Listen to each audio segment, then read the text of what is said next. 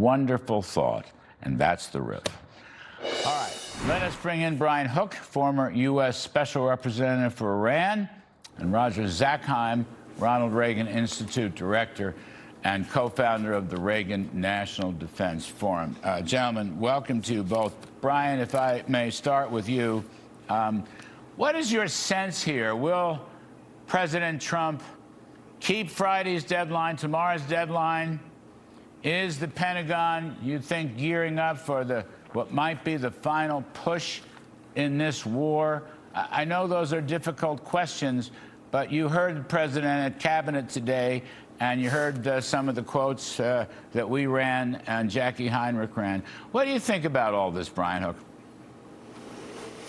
Well, I think, Larry, it's like what you said. I think there's some combination here. It's probably both. The president is putting in place maximum pressure, and there's also diplomacy, which from your time working with him, you know that's a hallmark of how he works. There's always some mix of pressure and diplomacy, whether it's economic or military pressure. But then there's always, as Steve Witkoff says, the president would like to be able to settle these things peaceably. What he has done in this case is given the Iranian regime a 5-day window to exercise better judgment.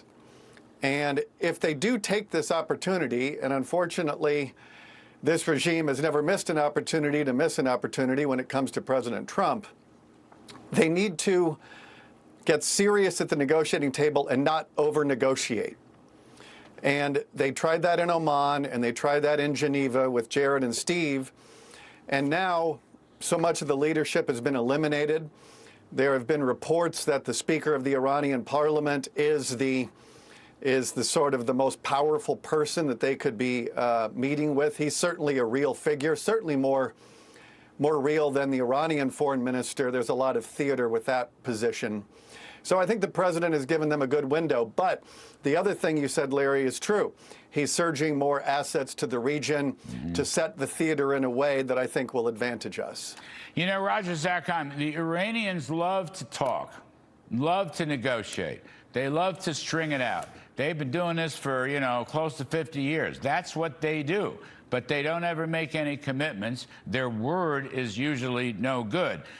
Their conditions on their part, whatever that's worth, are ridiculous. We will not meet those conditions. Okay. Our 15 points are pretty tough. My question is, knowing that the Pentagon is deploying these additional forces, and it looks like getting ready for some kind of final push or new push anyway. Do you think, I mean, today's Thursday, Roger, right? Today's Thursday. You got that. Tomorrow's Friday. It's the 5th day. Mr. Trump has not made a decision, at least not announced yet, or in the cabinet meeting today. How do you read this? Do you think he will let Iran string it out like they always do? Or if they, you know, don't come to the table properly by tomorrow, whatever the close of business or midnight or whatever Trump time he chooses, we're going to have to take additional military action?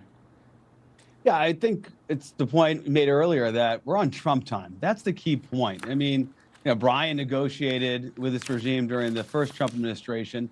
That regime at the time thought time was on its side. But the reality is, given the military pressure, the success of this military campaign, time is on President Trump's side, not on the regime. So whether or not President Trump chooses to give it 48 hours, vice the 24 hours left, or something else, we have a target list that our military commanders are pursuing. They will continue to prep the battlefield to make sure that whenever the president wants to act with military force to open up the Strait of Hormuz and to go ahead and close out this military operation, he can do it. I mean, the president's got full flexibility here. He is a master at improvising and making sure that the adversary is the one who's boxed in. He will not be boxed into any timeline, even a timeline that he sets for himself. But the key takeaway, Larry, is what you were talking about before. It's going to be some form of unconditional surrender. Either we open the Straits of Hormuz militarily, or what you talked about, those 15 points, effectively accomplishes a regime change if they were to accept them. Yeah, well, I think that's right.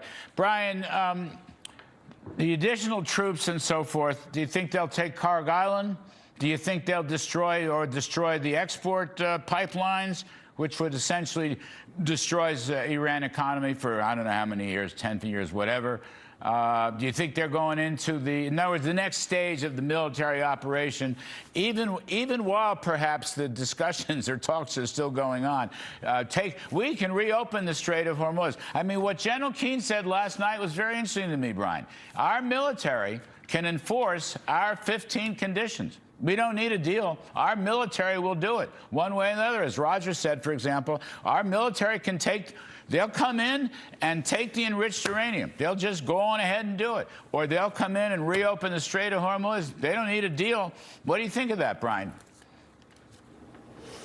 Well, the president's big objective here is the nuclear piece. And as he said, the Iranian nuclear weapons program presents an intolerable risk to the United States. It actually presents it to the entire world, but the U.S. and Israel seem to be the only ones in this fight, which is a mistake. We should see more people helping on this front.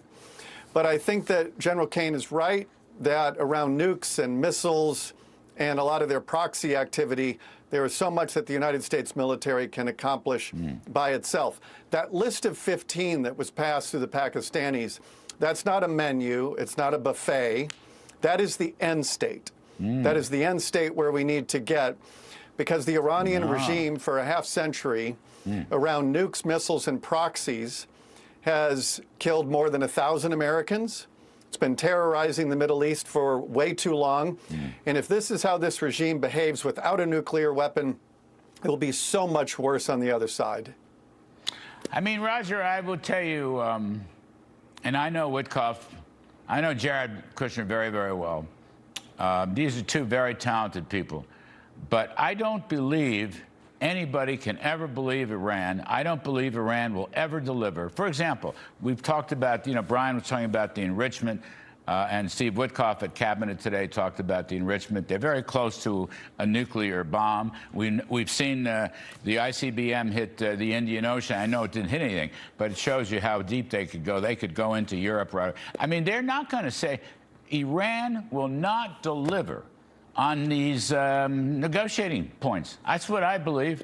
I mean, I'm glad the president's doing what he's doing, because then he can say we did our best to make a deal. I just don't believe it. I do not believe it, Roger Zakheim.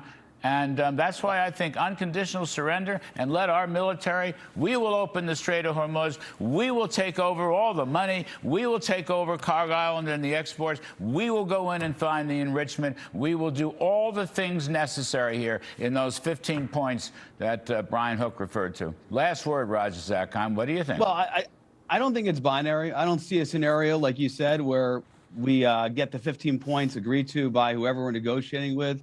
If that were to happen, remarkably, it will be a trust but verify stage. I mean, one of the worst things the Iranians have to face, and wrapping up here, Larry, is that President Trump is just in the beginning of year 2 of his administration.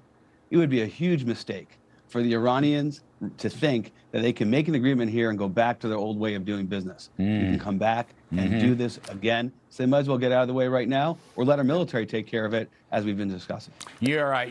Fellas, I should have put it in earlier, but one other wisdom that General Keane, Jack Keane, said, Iran and the role of Iran of the last 50 years, it's all going to change. It's all going to change. The game's over for them.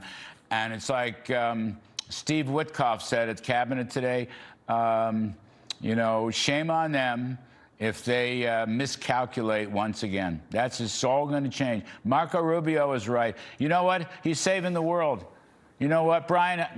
One more. We got to get out. Producers are yelling at me. I believe, just personally, okay, I watch this. I believe right now Mr. Trump is acting to save the world. Okay, he's saving the Middle East. He's saving Israel. He's saving Europe. He is saving the world. We're talking freedom. We're talking prosperity. And we're talking to the end of the single worst actor we've seen in 5 decades.